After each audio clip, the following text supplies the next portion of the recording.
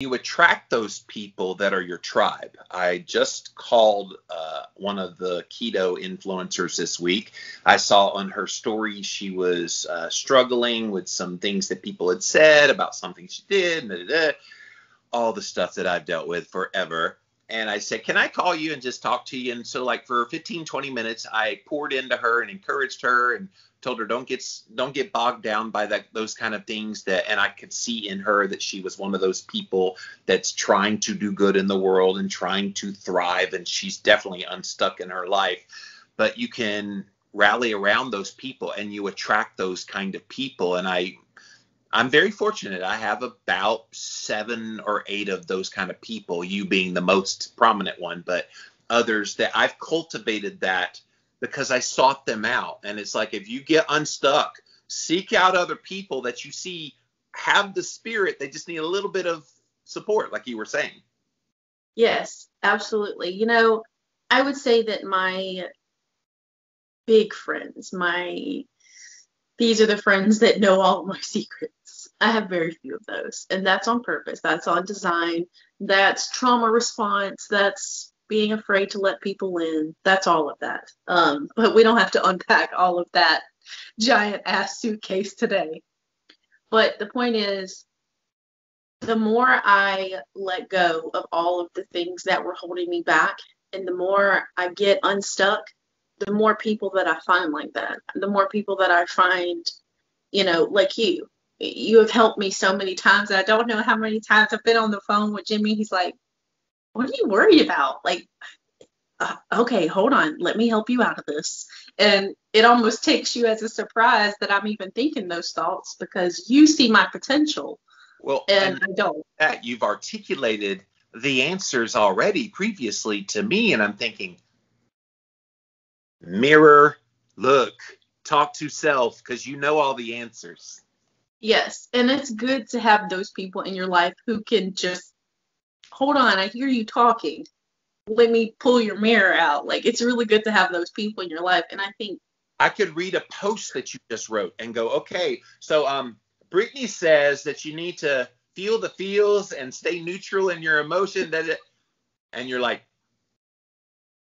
yeah, I know. I don't, Tootie, I'm trying to think of the word, not fruity tooty, but I don't just like luddy-duddy. There's the word. I don't like luddy-duddy a post. Like, if I write a post, I'm feeling it. It's something that I'm going through right now, and oftentimes it's me giving advice to myself when I write a post. Like, that's just how I write. That's the dirty little secret of most of us that write posts. By the way, you can say tutti frutti, fine.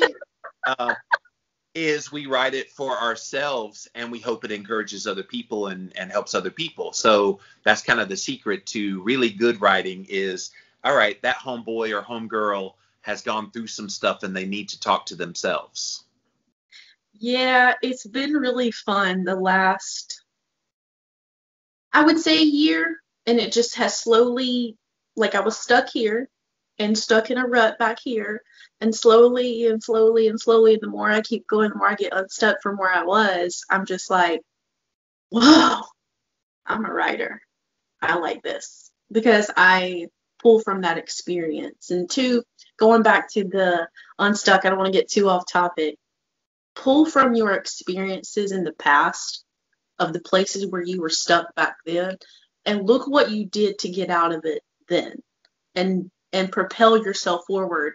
Okay, I was stuck in that job, and then what did I do to get out of it? I was stuck in that relationship. What did I do to get out of it? How did I feel? What was that release that I got to move on to the next thing? And so learn from your past experiences. And again, I go back to ask questions. Like, I think that's why Jimmy and I have the friendship that we have, and we can talk deep like we do, because we never just discuss and say, I believe this, and Jimmy says, I believe this, and that's it. That's all we talk about. No, we ask, why do you believe that? And we hardly ever go, oh yeah, I believe that too. Oh yeah, I believe that. I mean, we're very different people. You're 28 years old. I'm 49 years old. I've had a lot more life experiences. You have a different life experience because you're married with 3 kids. I've never had kids. So it's like, we're not going to have similar beliefs, but we don't let that hold us back from being friends. In fact, I think it makes us better friends, the fact that we're so different in a lot of ways, but we do agree and we do bond over our trauma. Ooh, I got one. People get stuck and stay stuck because they only surround Yes, ma'am. surround themselves with people who think like them, who Yes, ma'am. talk like them, who Yeah. act like him, believe like them. And so they stay stuck in who they are because all of the people that are holding the mirrors, well, they're the same. It's the same person. How do you grow? Yeah, you can't. Oh, if you pour water on that tomato plant, but you never put any shit in the ground to help it grow.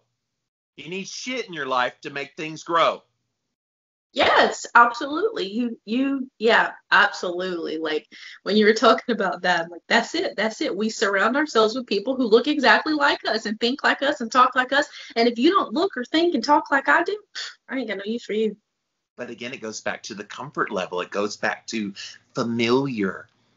Guys, if you learn nothing else from One Step Deeper, I hope it's that it changes every paradigm that you've always believed. You know, we talk a lot about mindset. We talk a lot about beliefs and how you live your life on this show by design, not to tell you this is how to live, but to say, consider this. And if you consider it and then you go, well, I've never tried that before, try it. See how it works.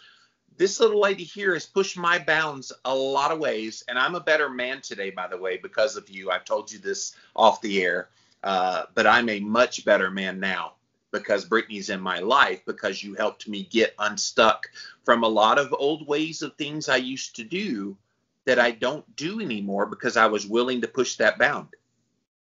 Yeah, and I will say the same thing for me. I remember when our very first like deep conversation, we were on the phone for probably an hour and a half, and I'm like, that was weird.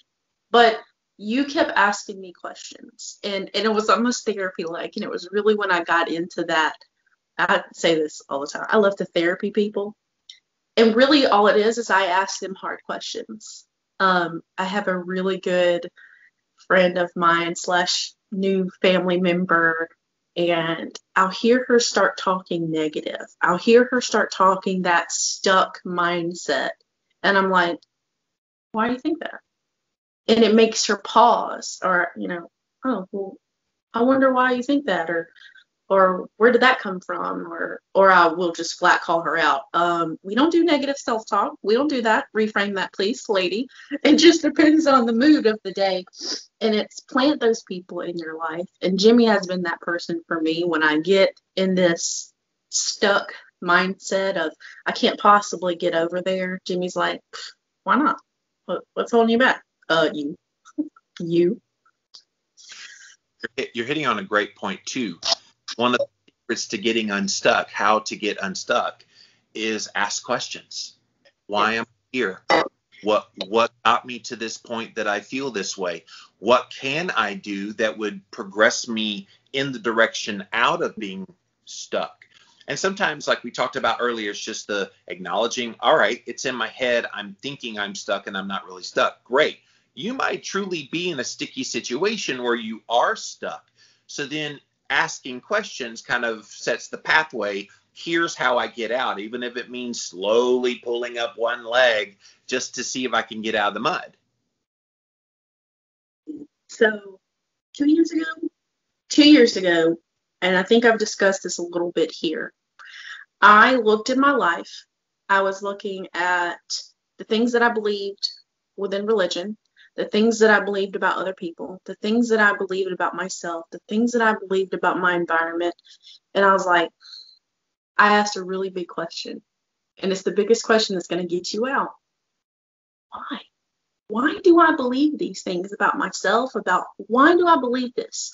And the truth is, most of the things I believed were because people told me to believe them. When we open up news media and we open up social media and we look in, we think, oh, I'm stuck because this person told me I am.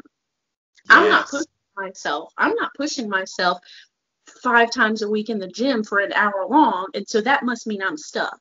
No. and, talking about religion. I threw it all out. And I was like, I want to know, I believe what I believe because I looked it up. I researched it. I believe what I believe because of me, not because anybody told me, not because I sat in a pew and I listened to somebody tell me this Jesus that I was after. No, I was like, this is everything that I was told. All right, let's start over from scratch. And sometimes you have to do that because you're just so stuck in a rut. Just take everything you were told about yourself or whatever this is and just throw it over your shoulder and just throw it over your shoulder and start over. Start from fresh. And that happens a lot. People who go through childhood trauma, they have this burden that they carry around, like literally holding it out for the world, and their arms are tired, and it's all of these things they've been told, you're not good enough, you're not enough, you're not this, you're not that. And so they think, oh, I'm stuck, I have to hold all of this, but let it go, get unstuck from the burden that you carry because somebody told you that you were stuck. All right, I got a little. Guys, that's going to whet your appetite for a future episode. We just put that on the schedule for a few weeks from now. Not abiding by what other people tell you to do and how to live your life. You live your life. So look forward to that one here in a few weeks. But you're right. Like, so many people, they let other people heavily influence them to the point that they feel that obligation, like we've been talking about, and nowhere to go but be stuck. And sometimes those things hold you in relationships, they hold you in jobs, they hold you in a place in life that you don't want to be in, and you can't even be neutral about. Let's be honest, like some of those situations require you to break free. Yes. And yes, it's scary. I'm going to acknowledge it, guys. If you try to get unstuck, it's going to scare the living bejeebies out of you. You're going to feel like you're going to fail, and it might fail. Let's just be honest about that as well. But what if it succeeds? Well, even further into that, you're going to fail. You're going to. Like, just accept that as truth in your life. You're going to. But it's not a stop sign. Failure is not a stop sign. Keep going. If you stay in the stuck, you're going to fail. Oh, yeah, exactly. You're accepting defeat at that point. Why don't you just step a foot out, have a little faith in yourself, and get unstuck from where you were? Yeah, you're probably going to fall down. Go ahead. Today is Super Bowl Sunday, so I have to do a football analogy. So in the Super Bowl a few years back, the Atlanta Falcons were playing the New England Patriots. And the Atlanta Falcons were killing the Patriots like by 28 points. They were down 4 touchdowns, the Patriots, in the second half. And the Patriots could have easily said, okay, my feet are stuck in the mud.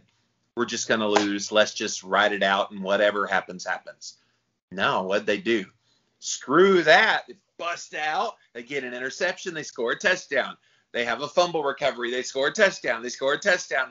And they end up winning that crazy game, one of the biggest comebacks in all of NFL history. How's that for Super Bowl history here today on Super Bowl Sunday when this airs on YouTube? You're welcome, you guys. But yeah, it's an analogy that fits what we're talking about here today. They could have easily folded up camp and thought all was lost and that the inevitability of failure was there, but they chose better. And that's something else I want people to take away from today. You get unstuck because you're choosing better. You're choosing you. Yes, absolutely. I have a football analogy too, and it's probably my favorite one of all time. Turn. Oh my gosh. So what's funny is my husband's real name was Chris Davis, and it was Chris Davis. They had planted him in the end zone. And this is Nick Saban and Auburn and Alabama against each other, and Alabama is up, and everybody's like, okay, Alabama's going to win. Well, they decide to punt the ball and for a field goal. Well, the brains of Gus Malzahn's like, you know what? I'm going to put Chris Davis down in the end zone because this thing's going to be short. And sure enough, the field goal attempt was short. He runs the ball back for 106 yards and wins the game with 1 second on the clock. It was the biggest comeback in history, but they didn't give up. They didn't say, we're stuck here, we're going to accept. We only have 1 second to win this thing. And they did, because they didn't lay down and be like, oh, we're just gonna be stuck. We're just not gonna win this Iron Bowl. And they came back and they won.